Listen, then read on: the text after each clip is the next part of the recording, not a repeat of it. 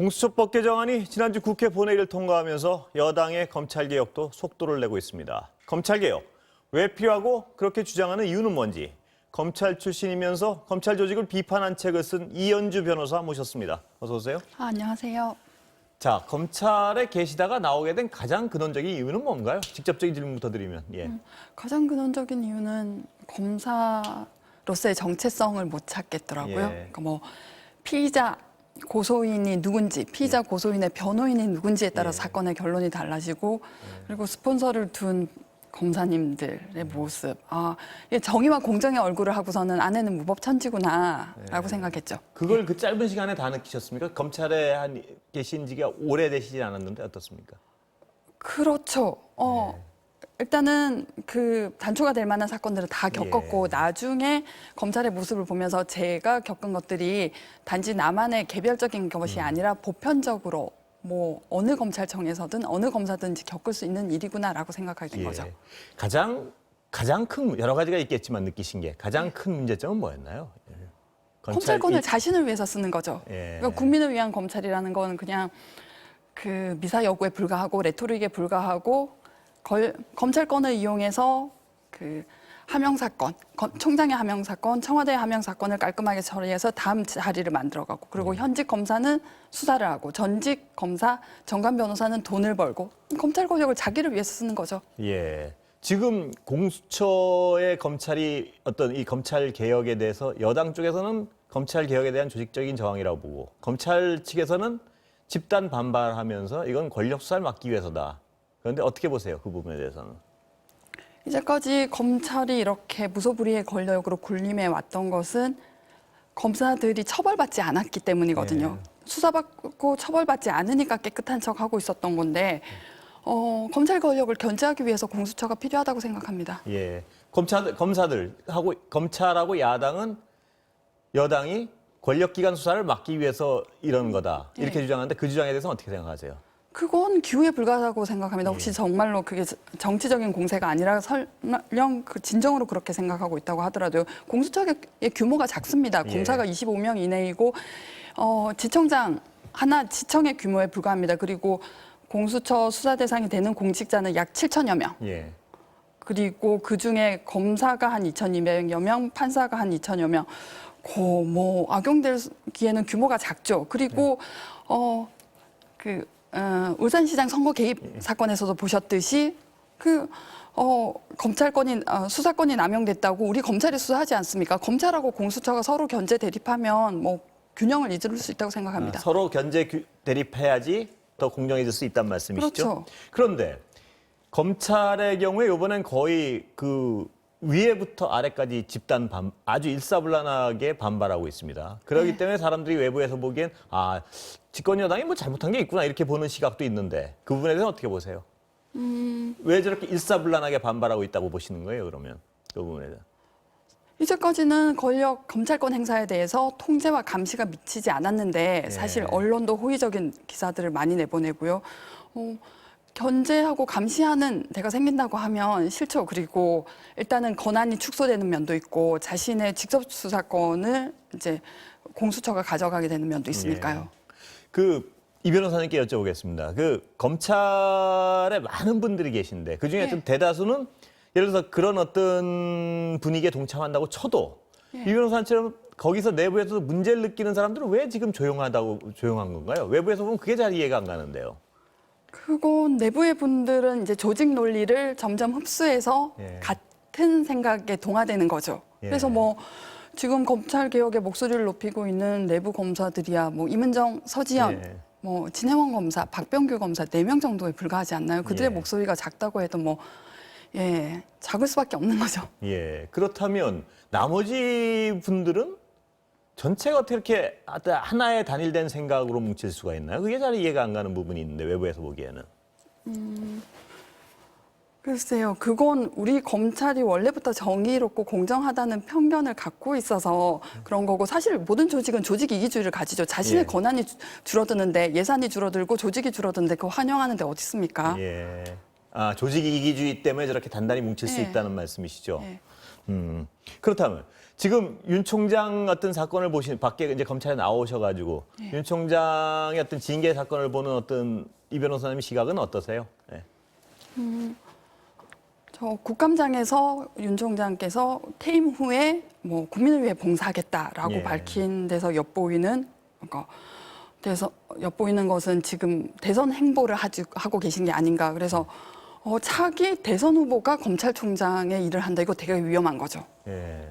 현재 그럼 자기에게 유리한 정치적 지형을 인위적으로 만든다는 의심을 가질 수밖에 없지 않습니까? 검찰 권력을 통해서 말씀이시죠? 그렇죠. 예. 그러니까 우리의 민주주의가 도둑 맞는 거죠. 정의도 도둑 맞고 민주주의도 도둑 맞고. 예. 그 윤석열 총장에 대해서는 아주 극단적으로 보는 사람에 따라서 견해가 엇갈리는 것 같습니다. 한쪽에서 보면 아주 기계 있는 어떤 검사라고 생각하시는 분들도 계시고. 임 변호사가 보시기에 어떻습니까? 이 변호사님이 보시기에. 어떤 인물입니까? 이 검찰로서. 예. 글쎄 수사 뭐 살아있는 권력에 대한 수사라고 그걸 뭐 칭하시는데 수사의 비례성이 일단 맞지 않았다고 봅니다. 네. 뭐 특수부가 사문서 위조 행사 뭐 이런 표창장 수사하는 데는 아니거든요. 예. 뭐 기업 비리나 조국 장관 건을 정치인 비리. 말씀하신 건가요? 예. 예. 그래서 그리고 그 고대 입시는 공소시효가 지난 거였죠. 예. 그래서 대통령의 인사권에 위협을 주기 위해서 수사를 하지 않나라는 느낌을 저는 가졌습니다. 예. 그러니까 어떤 정치적 이유 때문에 수사를 했다 이렇게 보시는 건가요? 그렇죠. 수사의 비례성, 특수부가 원래 하는 영역이 아니었고요. 수사의 속도도 이례적이었고요. 예. 왜 그런 이례적인 일을 윤 총장이 했다고 보세요? 그건 윤 총장님께 가셔 예, 여쭤보는 게 낫겠지만 예. 이후에 그 추미애 법무부 장관에 대한 수사도 사실 아들의 병역 비리란 것이 의가사 제대도 아니고 병역 면제도 아니고 휴가 며칠을 가지고 그렇게 시비를 한다는 건 참 그것도 한심한 일이라고 생각합니다. 예. 검찰권을 어떤 개인적인 판단을 개인적인 목적으로 남용하셨다. 근데 개인적인 목적이라는 건 뭐 제가 예. 국감장에서 밝히신 그게 정치적 행보하고 관련된 것이 아닌가 추측할 뿐입니다. 아, 정치적 정치적 어떤 행보를 위해서 검찰 권력을 그렇죠. 이 정권을 공격해서 약화시키는 고 지지율을 무너뜨리는 것이 자신의 정치적 진출에 유리하다고 보신 게 아닌가 저는 그렇게 생각합니다. 예. 근데 왜 검찰 조직은 어떨 때는 그렇게 굉장히 순응을 하고 어떨 때는 이렇게 집단 반발하고 그 기준이 뭔가요? 저도 그게 궁금한데 예. 지난 10년간 이명박 박근혜 정부 권위주의적 정부 하에서는 정권의 파트너가 돼 왔죠. 예. 사실 언론을 장악하는데도 그 검찰권이 도구가 됐죠. 정연주 사장, KBS 정연주 사장의 업무상 배임죄 그 무리한 수사 기소였고요. PD 수첩, MBC PD 수첩도 그러니까 검찰권으로 협력을 하고 반대급부로 검찰 내부는 충분히 독립적이었다고 생각합니다. 뭐 어떤 감시와 통제도 받지 않았죠. 근데 이 정부가 들어와서 검찰을 개혁하고 이제 민주적 통제를 한다고 하니까 그 거부감 느끼는 거라고 생각합니다. 아, 그러니까 같은 편 대줄 때문에 가만히 있고 뭐 이런 말씀이신가요? 그러니까? 그렇죠. 정권의 파트너로 자신을 인정해주고 그에 따른 반대급부를 줄 때는 순응하고 협력하고 검찰 개혁이라는 걸 들고 나오면 뭐 저항하는 거죠. 예. 그러면 이 윤 총장 이제 이 밖에 나오셨으니까 윤 총장의 어떤 지금 징계 부분은 징계 사유가 된다고 생각. 한쪽에서는 전혀 징계 사유가 아니라고 주장을 하고 있고 예. 한쪽 어떻게 보세요 그거는? 예. 저는 객관적으로 법률가로서. 예. 여러 가지 징계 사유가 저는 충분하다고 봅니다. 첫째, 판사에 대한 사찰은 일단은 대상 정보를 떠나서 그 수집한 기관이 수사정보 정책관실인데 거기는 명칭에서도 알 수 있듯이 수사정보를 수집하고 검증하는 곳입니다. 이전에는 범죄정보기획관실이라고 불렸죠. 그 수사정보를 수집해야 되는데 판사의 개인정보를 수집한다는 건 그건 권한 범위 외의 일이죠. 그리고 이거는 모든 재판부의 정보를 수집한 것도 아니고 조국 일가 재판부라든지 뭐 특정한 정치적 사건들은 이거는 대검의 조직을 마치 그 사조직처럼 활용한 것이기 때문에 문제가 되고요. 또 한 가지는 감찰이 불응한 것도 중하다고 봅니다. 왜냐하면 본인이 수사기관의 장인데 국민들에 대해서는 일정한 시각과 장소를 정해서 소환하시는 분이 그 본인은 응하지 않으면 그건 문제가 있다고 봅니다. 그럼 검사가 일반인을 소환했을 때 일반인이 저는 뭐 총장님도 안 나가던데 저도 제가 안 되니까 안 나가겠습니다라고 하면 뭐라고 할 겁니까? 예. 그 야당 측에서는요. 예. 공수처 자체의 어떤 공수처장의 비토권을 없애는 법률 때문에 공수처가 권력의 도구로 쓰일 것이다 이런 주장을 하는데 그 부분에 대해서 어떻게 보세요? 그건 지금 공수처가 발족하는데 야당이 방해를 해왔기 때문에 그 7명 중에 6명이 찬성을 해야 처장이 임명될 수 있는데 지금 뭐 공수처가 위헌이다라고 하면서 예. 협조를 하지 않으셨고 이미 명분 뭐 이 정부는 명분을 쌓은 다음에 예. 뭐 입법을 한 것이라고 생각합니다. 그리고 공수처장이 정말 정치 권력의 도구가 돼서 그럼 뭐 무자비한 수사를 한다고 하면 이 정권이 정치적으로 심판을 받지 않습니까? 예. 그리고 공수처의 규모도 아까 전에 말씀드렸다시피 20명 이내의 검사에 불과하고 그렇게 뭐 거대한 조직도 아니기 때문에 예, 그럴 염려는 없다고 생각합니다. 낮다고 생각합니다. 예, 권력 수사를 하려면 지금의 검찰 조직, 남아있는 검찰 조직을 가지고 얼마든지 할 수 있다 이 말씀이시죠? 그렇죠. 공수처가 혹시 부당하고 위법한 수사를 하면 검찰이 견제를 할 테고. 예. 예. 예. 그러면 지금 공수처에 어떤 보완해야 될 부분 같은 거 없나요 혹시 보시기에? 이 변호사님 보시기에?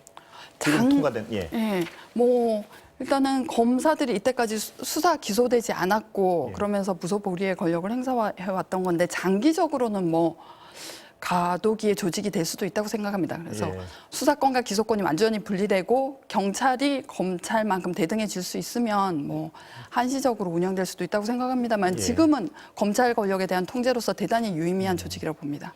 그 최근 사건 하나 여쭤볼게요. 그 검사들의 그 룸사롱 접대 사건, 예. 그 어떤 수사에 대해서 어떤 분들은 굉장히 어떤 봐주기 수사다 이러고 뭐 그 이쪽 분들은 또 한쪽에서는 그냥 그거는 법률대로 한 거다. 어떻게 예. 보세요 검사로서 검사를 출신으로서?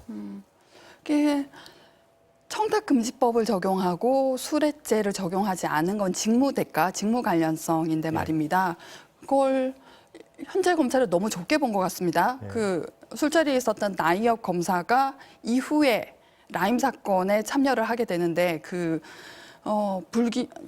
결정 사유를 보면 수사팀이 결성된 것은 술자리 이후 몇 개월이 지나서이므로라고 예. 하셨더라고. 그렇게 돼 있습니다. 그런데 그 술자리에서 무슨 얘기가 오갔는지, 그 팀으로 가면 잘해주세요. 이런 얘기가 오갔을지도 모르는데 우리 검찰이 그런 건 수사하지 않았을 때죠. 그래서 봐주고 싶을 때는 수사를 안 하면 됩니다. 추궁을 안 하면 되고 묻지 않으면 되는 거죠.